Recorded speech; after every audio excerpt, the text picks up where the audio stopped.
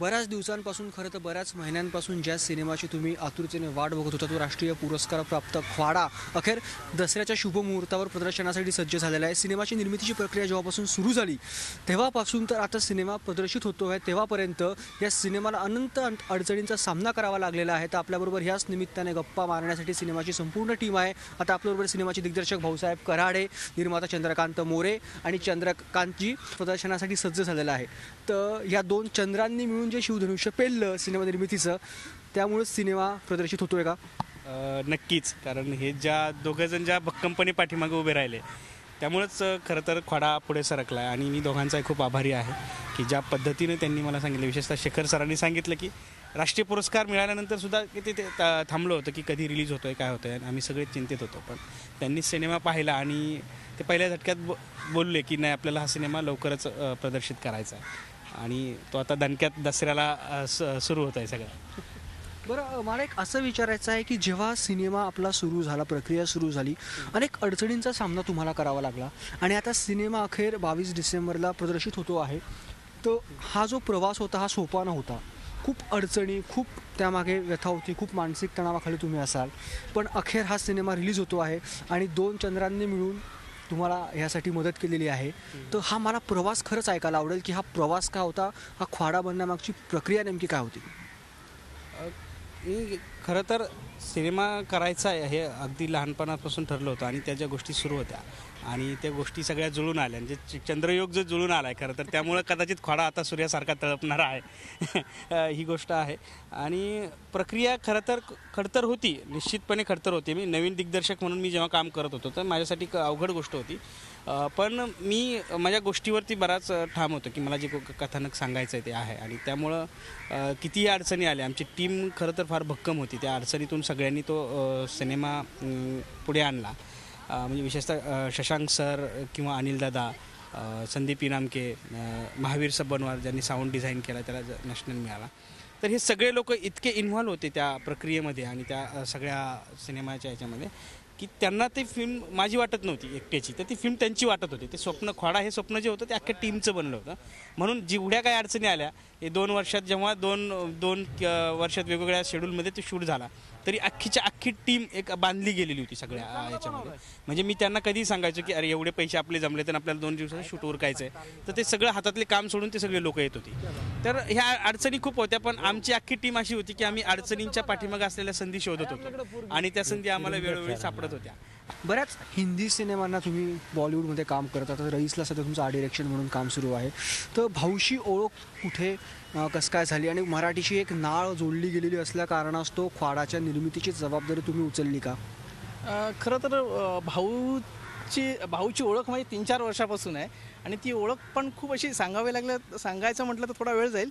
पण भाऊंना मी त्यांची short film केल्या होत्या 2 त्यांच्या कॉलेजच्या आय थिंक अभ्यासक्रमामध्ये. तर त्या 2 शॉर्ट फिल्म मी बघितल्या. मला त्यांनी एकदा देऊन गेले ते DVD द्यायचे. तर मी त्या बघितल्यानंतर मी त्यांना इमिजिएटली कॉन्टॅक्ट करून सांगितलं की तुम्ही मला एकदा भेटायला या.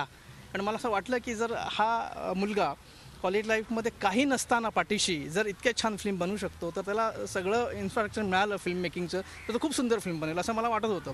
पण योगायोगाने आम्ही कधी फिल्म ह्या गोष्टीची जमले नाही आमची. म्हणजे त्यांनी 2-3 स्क्रिप्ट ऐकवली आहे, पण मला वेळ नसल्या कारणाने आम्ही ते पुढे करत आणि त्यांनी शेवटी ख्वाडा पूर्ण केली. त्यांची जी त्यांचे स्वप्न होतं ते पूर्ण केले. त्यांचं स्वप्न पूर्ण झालं प्रत्येक गोष्टीत ते मला इन्व्हॉल्व करत होते. म्हणजे त्यांचे प्रोसेस मला माहीत होती की बाबा आम्ही 2 दिवस शूटिंग बाकी आहे, 4 दिवसानंतर करणार, अपडेट मिळत होतं एक मित्र म्हणून.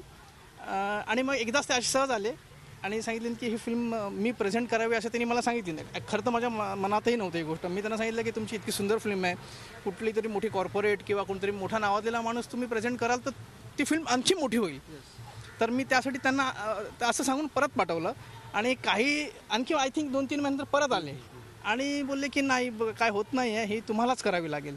तेव्हा मला त्यांच्या डोळ्यामध्ये ते एक जाणवलं की नाही, आता मला ॲक्च्युली मनातून वाटलं की आपल्याला गरज आहे आता ह्या माणसाच्या पाठी उभं राहण्याची किंवा फिल्मसाठी पुढे येण्याची. कारण का तो शेवटचा दिवस होता असं मला वाटलं. ते बोलले की नाही, आता ही नाही रिलीज, तुम्ही नाही बोलले ते रिलीजच होणार नाही, असं काहीतरी बोलले. ते मला अगदी मनापासून जाणवलं आपण ह्या फिल्मच्या मागे उभं राहूया. भाऊ, खरं तर सिनेमाची उत्सुकता जशी आपल्याला तशी कुठे ना कुठे बॉलिवूडने देखील या सिनेमाची दखल घेतलेली आहे. मध्यंतरी आमिरच्या दंगलचं फर्स्ट डिजिटल पोस्टर त्यांनी लॉन्च केलं. तर असं म्हटलं गेलं की ख्वाडाचा जो फर्स्ट लुक होता, ख्वाडाचं जे पोस्टर होतं त्याची कुठे ना कुठे आमिरच्या दंगलचं फर्स्ट डिजिटल पोस्टर ही नक्कल आहे. तर ही अभिमानाची गोष्ट आहे का? देर आहे बट दुरुस्त आहे. सिनेमा रिलीजही होतोय आणि आता बॉलिवूडने आमिर खानच्या सिनेमाची नक्कल आणि आमिर खानने तुझ्या सिनेमाची नक्कल केली असं म्हटलंय, त्याबद्दल सांग. खरं तर जेव्हा दंगलचं पोस्टर आलं त्याच्या आधी आम्ही काही ते 20-25 दिवस पोस्टर रिलीज केलं होतं आणि ते पूर्ण आमच्या सगळे त्याच्यावरती 1-2 महिने आम्ही सगळं क्रिएटिव्ह काम करत होतो पोस्टरवर. म्हणजे किरण चांदूरकर जे आहेत आणि शेखर सर, हे सगळे मिळून आमची टीम त्याच्यावरती 1-2-2.5 महिने काम करत होते आधी. आणि आम्ही 20-25 दिवस आधी रिलीज केलं आणि त्यानंतर दंगलचं पोस्टर रिलीज झालं. खरं तर हा एक योगायोग आहे की असं म्हणता येत नाही की आणि ते आमिर खान खूप मोठे इंडस्ट्रीतले खूप मोठे हस्ती आहेत आणि आम्हाला त्यांच्या जवळ जाता आलं. हा एक मोठेपणा आहे आमच्यासाठी, एक अभिमानाची गोष्ट आहे की त्यांच्या क्रिएटिव्हिटीच्या जवळ आमचा सिनेमा जातोय. तर हा एक योगायोग आहे. बरं, आपण बऱ्याचदा भेटतो तेव्हा आपण हेच बोललो की भाऊने सिनेमा कसा केला, भाऊने किती अडचणींचा सामना केला, असं केलं तसं केलं. पण आज मला सांग की 1 आठवड्याने ख्वाडा आपला रिलीज होतो आहे. तर नेमका ख्वाडा काय आहे आणि ह्या सिनेमातून कोणता वेगळा विषय मांडण्यात आलेला आहे की जो आपल्या मराठी रसिकांना सिनेमागृहापर्यंत खेचून आणेल?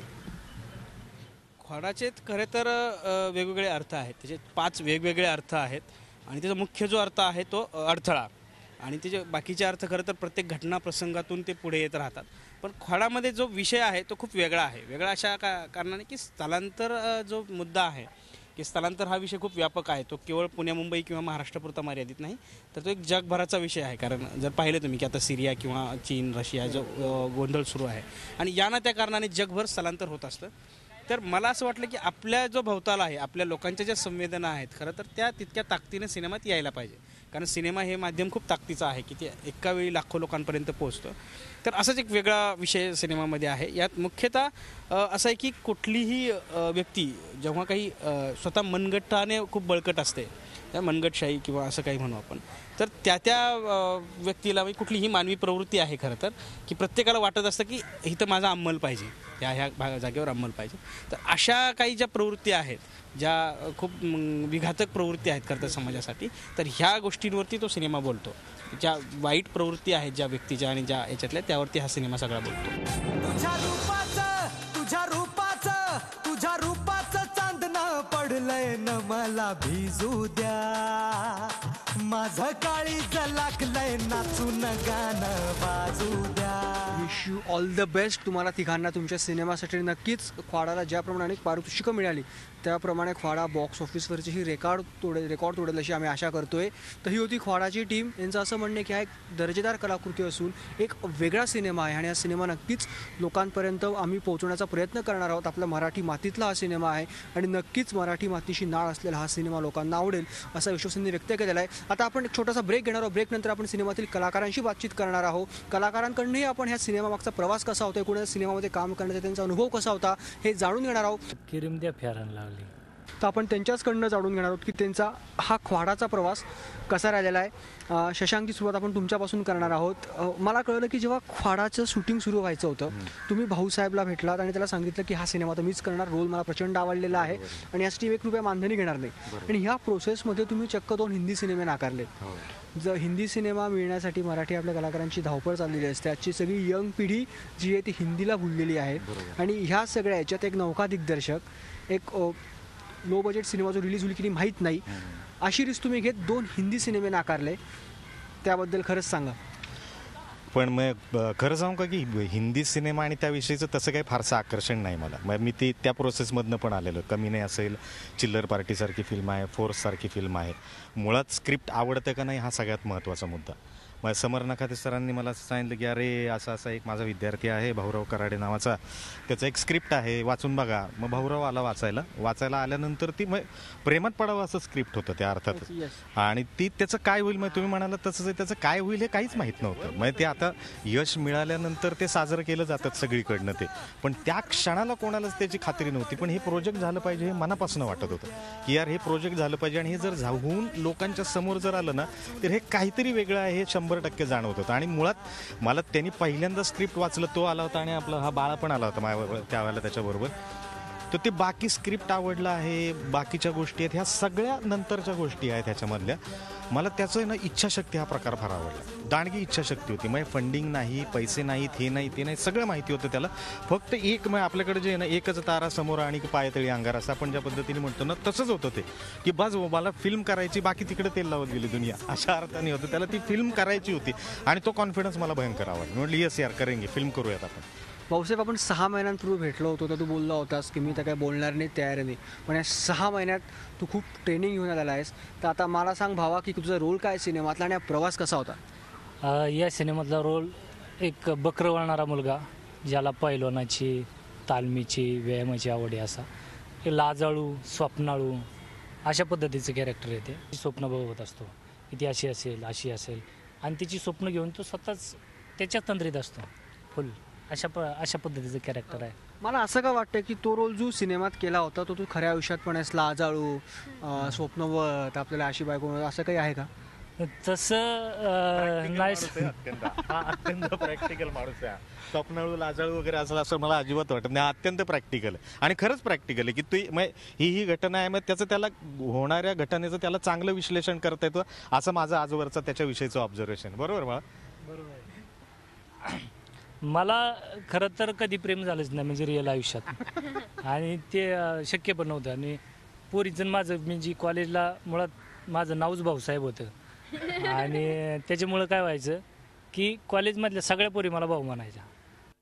अरे आटापला बायांच्या वर नटत आहे. तुझ्या रूपाचं चांदणं पडलंय न मला भिजू द्या. माझं काळीज लागलंय नाचून गाणं वाजू द्या. हा प्रवास जो आहे एक रांगडा खलनायक तुम्ही सिनेमात साकारलेला आहे, पहिलवान गडी आहे आणि भाऊसाहेबच्या ऑपोजिट आहात. दोघांची शरीरयष्टी बऱ्यापैकी चांगली आहे. तर कसा अनुभव होता? आणि भाऊसाहेब कराडेने खरं तर खूप प्रचंड मेहनत घेऊनच सिनेमा बनवलेला आहे.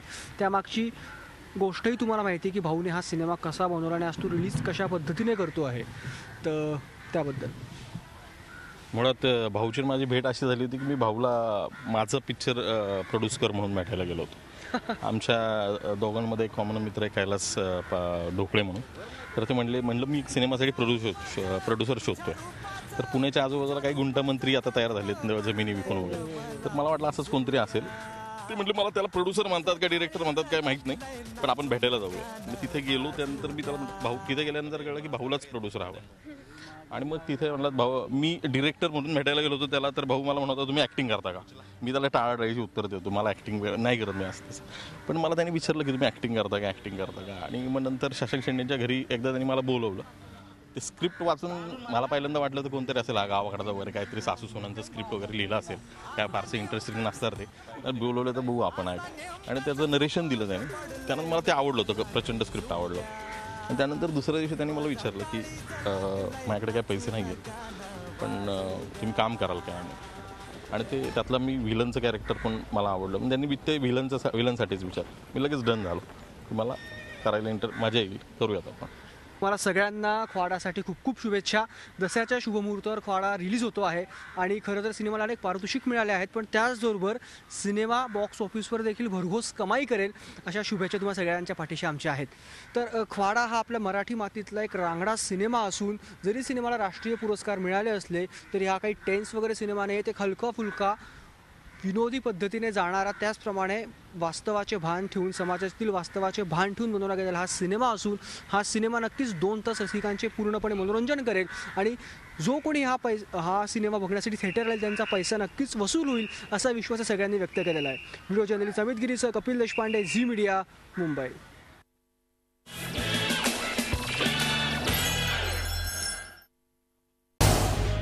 झी 24 तास रहा एक पाऊल पुढे.